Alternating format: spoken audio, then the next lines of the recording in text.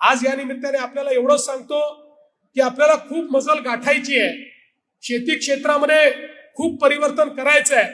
आम्ही नुकतंच आमच्या बजेटमध्ये शेतकऱ्यांना कर्जमाफी दिली, पण कर्जमाफी दिल्यानंतरही मी सांगतो कर्जमाफीमुळे शेतकरी हा कदाचित तात्पुरता कर्ज घेण्याकरता त्या ठिकाणी एलिजिबल होतो, त्याकरता ती आवश्यकच आहे।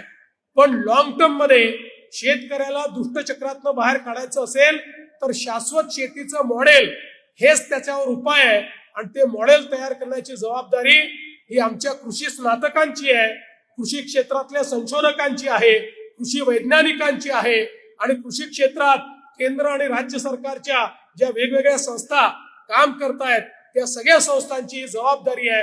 आणि मला विश्वास आहे ही जबाबदारी निश्चितपणे या सगळ्या संस्था पार पाडतील।